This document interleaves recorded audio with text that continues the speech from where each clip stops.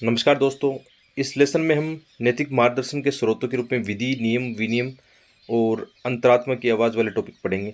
कल के लेसन में ये टॉपिक पढ़ाया था, लेकिन लास्ट में उसमें आवाज़ सही से नहीं आ पाई थी। इस कारण उस वीडियो को थोड़ा एडिट करना पड़ा। और आज हम पढ़ने वाले हैं विधि, नियम और विनियम क्या है।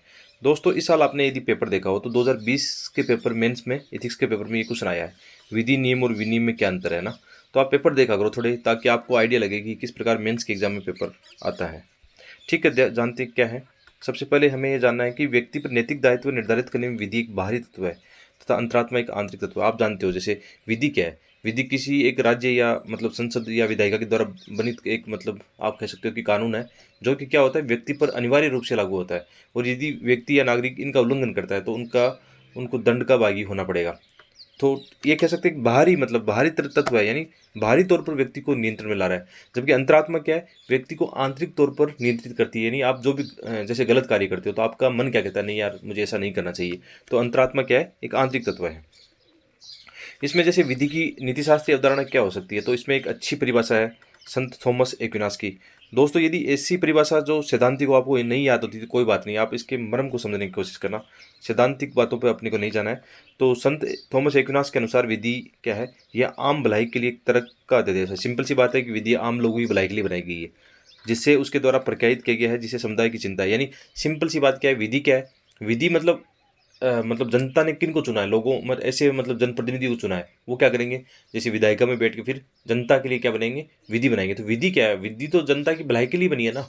और अप्रत्यक्ष रूप से हम ये कह सकते हैं कि सभी लोगों ने मिलकर विधि को बनाया है। ठीक है, तो विधि क्या है, विधि जनता की भलाई के लिए बनी है, ऐसा आप लिख सकते हो। तो क्या है, अर्थात विधि कार्रवाई का तरीका, कोर्स ऑफ एक्शन को निर्धारित करता है। अच्छा, विधि की विशेषताएं क्या होनी चाहिए। आप जानते हो कि कानून निर्माताओं के द्वारा तर्कपूर्ण विधि का निर्माण किया जाता है, ऐसे नहीं बनाया जाता है, सबको ध्यान में रखकर उसको बनाया जाता है। विधि मानव स्वभाव के अनुसार होती है। ये बात सही है कि जब विधि व्यक्ति के भलाई के लिए बन रही है तो उसके अकॉर्डिंग बनाई जाएगी, न कि सैद्धांतिक। विधि न्यायपूर्ण होनी चाहिए, जो आम भलाई के लिए कार्य करे, ये बात सही है। विधि ऐसी होनी चाहिए जिसका भौतिक व नैतिक रूप से पालन संभव हो। ठीक है, विधियों का सार्वजनिक रूप से प्रकटीकरण होना चाहिए, ये बात सही है। कि सार्वजनिक रूप से प्रकटीकरण होना चाहिए, कि है जनता को मालूम होना चाहिए कि कौन कौन से कानून और रेगुलेशन बने हुए हैं, ताकि वो उनको अनुसरण कर सके, है ना, सबको पता होना चाहिए। इसके अलावा कानून के स्रोत क्या हो सकते हैं, ये छोटा सा एक टॉपिक है कि कानून के स्रोत क्या हो सकते हैं। कानून के स्रोत जैसे आप जानते हो कि परंपरा भी, परंपरा से हम सीख सकते हैं, या परंपरा से जो चीज़ें हमने ग्रहण की है उनको हम कानून का रूप दे सकते हैं। धर्म हो सकता है, धर्म में अच्छी बातें लिखी है तो उनको हम एक विधि का रूप दे सकते हैं। दर्शन की बातें हो गई, संविधान हो गया, आपकी संस्कृति जो है, सामाजिक मानदंड। सामाजिक मानदंड का मतलब होता है सामाजिक नियम क्या है। कुछ अच्छे सामाजिक मानदंड अच्छे हैं तो उनको हम विधि का रूप दे सकते हैं, या इनसे परंपराओं से विधि बन सकती है। कुछ संस्थाएं होती है, आधुनिक कानून निर्माणकारी संस्थाएं हो गई, ये क्या होते हैं, एक विधि या कानून के स्रोत होते हैं। विधि के दो प्रकार हम मान सकते हैं, वैसे ऐसे क्वेश्चन नहीं आते हैं कि विधि के कितने प्रकार होंगे। प्रैक्टिकल रूप से यहाँ पे जो क्वेश्चन आएंगे ना, एकदम व्यवहारिक क्वेश्चन आएंगे, न कि सैद्धांतिक। तो विधि दो प्रकार की होती है, एक प्राकृतिक विधि होती है, एक नागरिक विधि होती है। प्राकृतिक विधि यूनिवर्सल होती है, यानी सब पर लागू होती है। यानी सिंपल सी बात यह है कि प्रकृति के जो रूल होते हैं ना वो सब पर लागू होते हैं। जैसे नैतिक कर्तव्य की बात करते हैं या अच्छाई की बात करते हैं। जैसे आप एक सत्य की बात लो, आप सत्य चाहे इंडिया में हो चाहे यूएस में हो या विश्व के कई भाग में सत्य सत्य रहता है ना। तो ये एक सार्वभौमिक है, ईमानदारी होगी, सत्यनिष्ठा होगी। इसके अलावा और भी प्रकृति क्या डिसाइड करती है, प्रकृति ये करती है ना, सबका कल्याण की बात करती है, किसी के साथ भेदभाव नहीं करती है। तो ये प्राकृतिक विधियाँ होती है। उसी तरह नागरिक विधि होती है, उस देश के अकॉर्डिंग बनती है। जैसे हमारे देश के द्वारा निर्मित विधि संसद के द्वारा बनाई गई निधि है, सभी नागरिकों पर समान रूप से लागू होगी। इसको हम रूल ऑफ लॉ भी बोल सकते हैं, कि कानून के अनुसार इसमें नियम बनाए जाते हैं, और उल्लंघन करने पर इसका दंड का भागी होना पड़ेगा। ठीक है, तो ये अनिवार्य है, यदि इसको फॉलो नहीं किया तो दंड के भागी होना पड़ेगा। जबकि प्राकृतिक विधि थोड़े से मूल करते हुए, नैतिक कर्तव्य की तरह है, इसको आप नहीं भी पालन करो तो दंड का अनिवार्यता नहीं है इसमें। आगे जैसे है कि लोक प्रशासन में सिविल सेवकों के निर्णय व कार्यों के मूल्यांकन, सही कार्यों के लिए प्रोत्साहन व गलत कार्यों के लिए अथोत्सान तथा नैतिक चिंताओं दुविधाओं से उबरने के लिए नैतिक मार्गदर्शन का होना आवश्यक है। देखो, हमने ये टॉपिक पढ़ा था कि भाई नैतिक चिंता और नैतिक दुविधा वाला अभी लास्ट लेसन पढ़ा था, उससे कैसे उबरना है। अब जैसे आपके सामने कोई भी नैतिक संकट आ गया है ना, कोई भी नैतिक चिंता आ गई, दुविधा आ गई कि यार आपको निर्णय करना है, तो कैसे करोगे। तो जब भी एग्जाम में ऐसे क्वेश्चन आते हैं ना दोस्तों, आप है ना, सिंपल सी ये बात है कि आप उनके जब भी डिसीजन मेकिंग करते हो कि आपको कोई डिसीजन लेना है, कि आपको कोई योजना लागू करनी है, आपको सब हित वर्ष से सार्वजनिक हित में भेद करना है, कोई भी जहाँ पे भी समस्या आए ना आपके सामने, तो आप सबसे पहले गांधी जी का वो एक तालीम याद रखना ना। गांधी जी का एक था ना कि गांधी जी एक मंत्र देते हैं ना, एनसीईआरटी किताब में लिखा हुआ है कि आपका कोई भी निर्णय है ना, ऐसा होना चाहिए कि विकास की अंतिम छोर पर बैठा वो वंचित वर्ग का व्यक्ति आपके निर्णय से किस प्रकार प्रभावित होगा, तो वो निर्णय आपका फिर अच्छा या बुरा हो सकता है ना। उसके दृष्टिकोण से आप अपने को बना सकते हो। सिंपल सी बात ये है कि आप सिंपल सी ये बना सकते हो कि इसमें जैसे नैतिक मार्गदर्शन के स्रोत कौन से हो सकते हैं, इसके अलावा ये भी हो सकता है। अच्छा, हम बात कर रहे थे इस टॉपिक पर कि भाई जब भी आपके सामने नैतिक दुविधा वाला क्वेश्चन आए तो कैसे डिसीजन लोगे, तो एक गांधी जी वाला आपने डाल दिया कि हाँ गांधी जी ने ये बताया कि आपका निर्णय ऐसा होना चाहिए। वहाँ पे आप कांट का बता सकते हो कि कांट क्या कहते हैं कि आपका निर्णय नैतिक होना चाहिए। आप गीता का बता सकते हो कि निष्काम कर्म आपको करना है। आप और भी फिलोसफी को है ना, जैसे दर्शन सुकरात का हो गया आपका, जो वर्ड चीज़ नॉलेज वाली थ्योरी वो यहाँ पे डाल सकते हो। आपको लगता है ना कि इस चीज़ में ज़्यादा से ज़्यादा मुझे आयामों से लिखना चाहिए, आपको ज़्यादा से ज़्यादा ऐसे आयाम बताने चाहिए कि नैतिक दुविधा और चिंता से बाहर निकल सकते हो। तो ये एक ऐसे क्वेश्चन आने वाले हैं दोस्तों। केस स्टडी में ऐसे क्वेश्चन आएंगे कि आपके पास विकल्प नहीं है, विकल्प की समस्याएं हैं, टेंशन हो रही है कि अब कैसे डिसीजन लेना है। आप उस समय मतलब कम समय में, तनाव के समय में कैसे डिसीजन लेते हो, तो वहाँ पे सिंपल सिंपल ये है कि अपनी अंतरात्मा की आवाज़ को फॉलो करना है आपको ना। ये बात लिखो कि मैं अपनी अंतरात्मा की आवाज़ का अनुसरण करते हुए ये निर्णय लूंगा जो कि एक तार्किक निर्णय है, एक नैतिक निर्णय है। ठीक है, ऐसा कर सकते हो। आप गांधी जी का मतलब वहाँ पे प्रयोग कर सकते हो, गांधीवाद का, बुद्ध का बता सकते हो, गीता का बता सकते हो, चाणक्य का बता सकते हो। ऐसे फिलोसफर जो आइडियाज़ है ना, आपके दार्शनिक जो विचार है उनको आप यहाँ पे अप्लाई कर सकते हो। तो ये हमने बात कर ली कि भाई नैतिक मार्गदर्शन के स्रोत क्या है। एक तो बाह्य स्रोत की बात करें तो विधि, नियम और विनियम हो गए, और आंतरिक स्रोत हो गया आपके अंतरात्मा की आवाज़। तो ये सबसे इंपॉर्टेंट टॉपिक यहाँ पे ये हो जाता है कि विधि, नियम और विनियम क्या है। और इस साल यही क्वेश्चन आया था दोस्तों इथिक्स के पेपर में। यदि आप ऐसे डायग्राम बना के आते हो तो आपके वैल्यूएशन आपका पक्का होगा, और आपका औरों से 1-2 नंबर ज़्यादा आएंगे, पक्की बात है। तो आप यहाँ पे देखो सिंपली इस डायग्राम ऐसा बना के समझा सकते हो कि विधि क्या है। आप जानते हो कि विधि संसद या विधानमंडल के द्वारा पारित कुछ मतलब कानून है। ठीक है, एग्जाम्पल के आप ले सकते हो कि कोई भी विधि संसद पारित करता है। ठीक है, आप जानते हो कि वो क्या है, विधि है।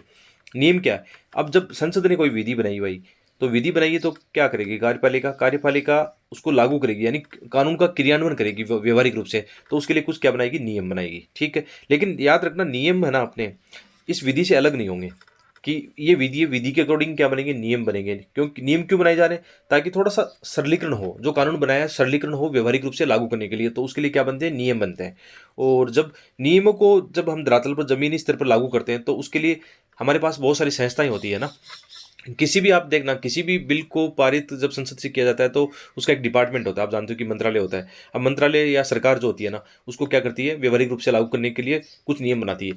अब उस मंत्रालय के अंडर में क्या होती है, बहुत सारी संस्थाएं होती है ना। आप जान सकते हो जैसे इन्वायरमेंट मंत्रालय, तो उसके नीचे और भी संस्थाएं काम करती है, जैसे एनजीटी हो गया। या मतलब हम जानते हैं कि जैसे वित्त वित्त मंत्रालय के अंडर में, या जैसे ये ट्राई हो गई, ये किसमें आपका कौन सा मंत्रालय उसमें काम करती है, सेबी जो आपका है वो भी अलग से काम करता है। तो ये क्या करते हैं, देखो सिंपल सी ये बात है कि जैसे संसद ने कोई कानून बनाया, तो कानून को प्रैक्टिकल रूप से लागू करने के लिए कार्यपालिका क्या करेगी, नियम बनाएगी।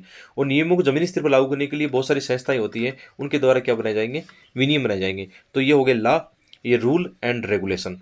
ये आप समझ गए होंगे कितना आसान भाषा में इसको हम डायग्राम से समझा सकते हैं। आप ऐसे डायग्राम बना के आना वहाँ पे, बहुत अच्छा रहता है।